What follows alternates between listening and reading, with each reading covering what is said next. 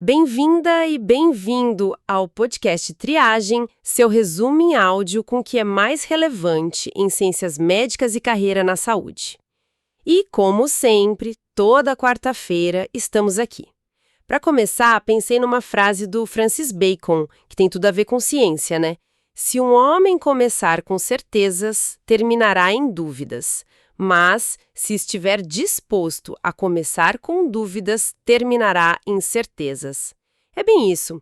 Essa ideia de abraçar a dúvida é o que move a gente, né? Na pesquisa, na prática. Totalmente. É o ponto de partida para investigar de verdade, para não aceitar tudo de cara. E é com esse espírito que a gente mergulha nos achados da semana. Então vamos lá. Vamos desempacotar o que a ciência trouxe pra gente. Começando com um assunto assim bem quente, o uso da semaglutida, o famoso Ozempic, para emagrecer. Funciona, a gente sabe, mas e a perda de massa magra junto? Sempre fica essa pulga atrás da orelha, né? Saiu um estudo na Cell Metabolism que tentou olhar isso mais de perto. Exato. Foi um estudo pré-clínico feito com camundongos para ver em detalhe o que muda na composição corporal. E olha, os resultados são interessantes. Teve sim uma redução de massa magra total, tipo uns 10%. 10%. Não parece pouco. Mas a grande questão é, quanto disso é músculo esquelético? Aquele que a gente precisa para função, para força. E aí que está o ponto-chave, né? A maior parte dessa perda não foi músculo de movimento. Veio de órgãos, como o fígado, que diminuiu quase 50%. E segundo os pesquisadores, como a doutora Han-Hee Choi, isso em órgãos como fígado e rins é até esperado, sabe? Faz parte de um emagrecimento saudável. Não quer dizer perda de função do órgão em si. Ah, entendi. Então o impacto direto no músculo que a gente usa para se mover foi menor do que esses 10% totais sugerem. Bem menor. A redução média no músculo esquelético ficou em torno de 6%. Isso não explica toda a perda de massa magra. E o que foi realmente fascinante, talvez o mais importante, foi encontrar uma dissociação em alguns músculos. Dissociação? Como assim? A força de contração caiu sem que o volume do músculo diminuísse na mesma proporção. Em outros músculos, a força ficou igual. Coisas. Muda sim. Sugere que a função muscular pode ser afetada de um jeito mais sutil, talvez mais cedo do que a gente pensa só olhando o volume. E a implicação clínica disso, olha, é séria, especialmente para quem tem mais de 60 anos. Imagino. Para esse grupo, qualquer perda de força já preocupa por causa da sarcopenia, né? Exatamente. Mesmo uma perda pequena pode acelerar esse processo, impactar a capacidade funcional no dia a dia, a qualidade de vida, até a longevidade. A função física é um indicador muito forte para tudo isso. Faz todo sentido. Mas a gente está falando de camundongos, né? Como que a gente leva isso para a prática, com humanos, com segurança? Aí tem que ter cautela, sempre. Nossos mecanismos de peso, as causas da obesidade, são bem mais complexos. Os camundongos do estudo, por exemplo, ficaram obesos com uma dieta específica, rica em gordura. Não é a mesma coisa. Por isso, os próprios pesquisadores recomendam, e com razão, que os estudos clínicos futuros com semaglutida e outros remédios parecidos avaliem não só a massa gorda e magra, mas especificamente a força e a função muscular. Entendi. Então, na prática, quem acompanha pacientes usando esses medicamentos precisa ir além da balança, da fita métrica, tem que perguntar como a pessoa está se sentindo, se está mais cansada, se consegue fazer as coisas como antes. Perfeito. É um olhar mais completo. Avaliar a composição corporal, sim, mas investigar a função, principalmente nos mais velhos. E, claro, reforçar, martelar na tecla da importância do exercício de resistência, da proteína na dieta. O objetivo não é só perder peso, né? É preservar a função o máximo possível. Excelente ponto. Bom, saindo da composição corporal e indo para algo que a gente faz o tempo todo sem pensar. Respirar. Uma pesquisa lá de Israel, do Instituto Weizmann, sugere algo bem curioso, que o nosso jeito de respirar pode ser único, tipo uma impressão digital. É uma ideia bem fascinante mesmo. A equipe do neurobiólogo Noam Sobel criou um aparelhinho, um dispositivo vestível, que mede o fluxo de ar em cada narina, separadamente, o tempo todo. Eles colocaram isso em 97 voluntários saudáveis por 24 horas, pegando dados acordado e dormindo. 24 horas medindo cada narina?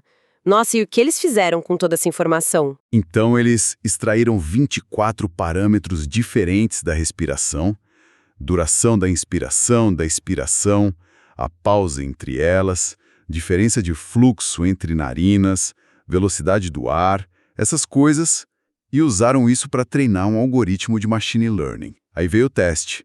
42 pessoas voltaram semanas, meses, até anos depois. E o sistema conseguiu reconhecer quem era quem só pelo padrão respiratório. A precisão foi altíssima, quase 97% usando mais parâmetros. E, curiosamente, essa assinatura era mais clara quando a pessoa estava acordada. Uma assinatura respiratória? Quase ficção científica. Mas tá, além de identificar a pessoa, o que esse padrão diz sobre a saúde dela? Tem alguma conexão? Tem sim, e aí que fica mais interessante ainda. Eles acharam umas correlações, por exemplo, dormindo, quem tinha IMC mais alto respirava diferente de quem tinha IMC mais baixo. E o mais surpreendente, o algoritmo pegou diferenças sutis no ritmo, no jeito de respirar, que estavam ligadas a tendências de ansiedade e depressão, mesmo em gente que pontuou baixo nos questionários normais de psicologia. Peraí. Quer dizer que a respiração poderia talvez mostrar sinais de alerta para a saúde mental antes mesmo de ser algo óbvio? O próprio Sobel falou algo como ler a mente pelo nariz, né? Foi isso mesmo. A implicação é essa. Abre um potencial, para criar ferramentas de diagnóstico que não sejam invasivas no futuro. Imagina poder pegar sinais de ansiedade, de estresse crônico, só analisando como a pessoa respira ao longo do dia. E o caminho inverso? Se dá para ler o estado mental pela respiração, será que dá para influenciar esse estado através da respiração? As possibilidades terapêuticas parecem enormes. Com certeza. Isso conecta direto com coisas que já existem, Treinos de respiração para controlar estresse, ansiedade. O próximo passo deles lá em Israel é justamente esse: identificar quais padrões respiratórios estão ligados a estados de calma, de bem-estar, para poder ensinar técnicas específicas, ajudar as pessoas a modular a própria respiração para se sentirem melhor. Reforça muito o que a psiquiatra Ellen Lavretsky disse, que foi citada na matéria. A respiração é a ferramenta mais potente que temos. Está sempre ali, de graça, e pode mudar a nossa fisiologia, nossa mente. Muito poderoso mesmo. E falando em ferramentas potentes em lugares inesperados, nosso último destaque vem da Pharmacol, um remédio antigo lá dos anos 50, usado para Parkinson, a benzodropina, mostrou um potencial incrível contra a tuberculose. Pesquisa lá da University of British Columbia. Sim, é um caso clássico e bem animador de reposicionamento de fármaco. E o mais legal da benzodropina, nesse caso, é o jeito como ela age contra a bactéria da tuberculose, o Mycobacterium tuberculose. Ela não é um antibiótico comum que mata a bactéria direto. Ela age no nosso corpo, no hospedeiro. Potencializa a nossa resposta imune. É o que a gente chama de terapia direcionada ao hospedeiro. E como ela faz isso? Como ela turbina a defesa? Olha, basicamente, ela ajuda os macrófagos, que são nossas células de defesa da linha de frente, a fazerem melhor o trabalho deles, que é destruir as bactérias da TB que se escondem dentro deles. O M-tuberculose é mestre em manipular o macrófago por dentro para sobreviver, sabe? Ele usa uns receptores na célula para criar um ambiente seguro para ele. A benzotropina vai lá e bloqueia um desses receptores-chave. Fazendo isso, ela não deixa a bactéria manipular a célula e o macrófago consegue recuperar a capacidade de eliminar o invasor. Nossa, e isso é especialmente importante para a tuberculose hoje, né? Que ainda mata mais de 1 milhão de pessoas por ano. Tratamento longo, difícil e ainda tem o fantasma da resistência aos antibióticos. Essa abordagem de fortalecer nossa defesa pode ser uma virada de jogo contra as bactérias resistentes. Exatamente. A terapia direcionada ao hospedeiro é vista como super promissora por causa disso. Como o alvo não é a bactéria em si, a chance dela desenvolver resistência a esse tipo de remédio é bem menor.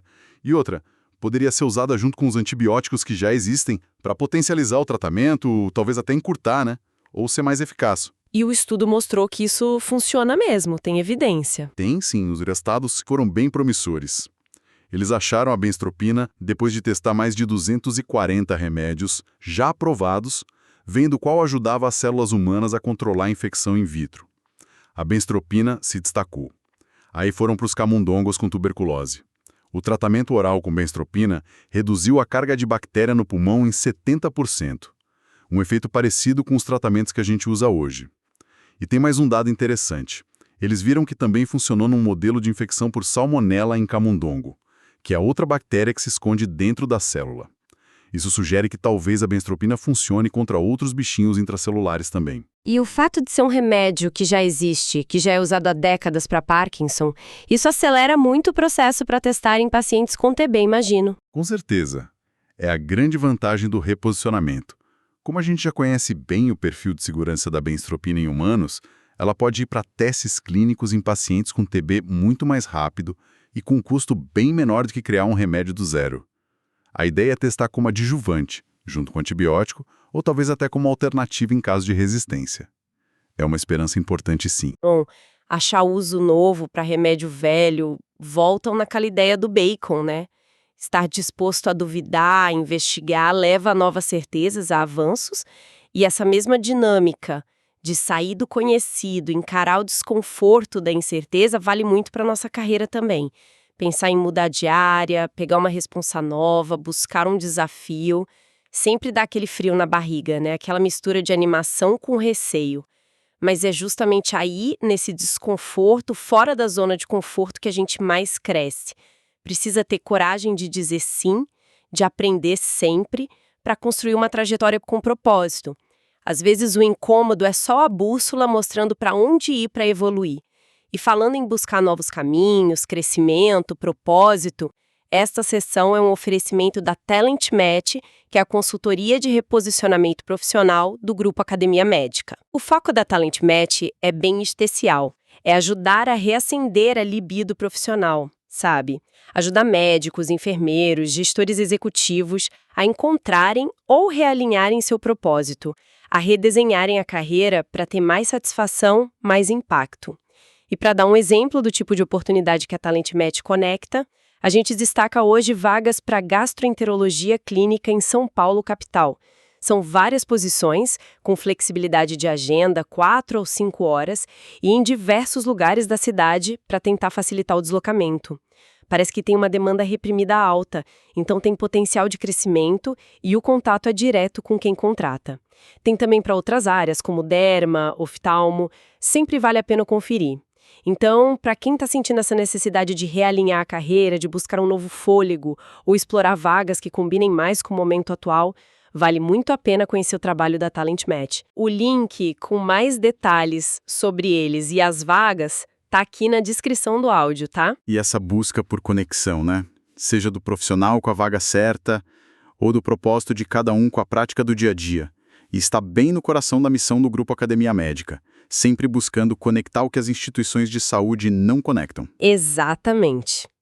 Bom, agradecemos demais a companhia de todos vocês nesta nossa análise semanal. Para continuar por dentro dos destaques da ciência e da carreira na saúde, não deixe de assinar a newsletter Triagem, viu? E siga o Grupo Academia Médica, @Academia Médica em todas as redes sociais. E lembre também de procurar os podcasts que são patrocinados pela Talent Match. Tem muita discussão boa sobre carreira, desenvolvimento profissional na saúde. E, para fechar, voltando lá no Francis Bacon, que a dúvida continue sendo nossa parceira. Que ela inspire a gente a cavar mais fundo na ciência e a questionar nossos próprios caminhos profissionais, transformando a incerteza não em algo que paralisa, mas no combustível para descobrir mais e crescer sempre. Até a próxima!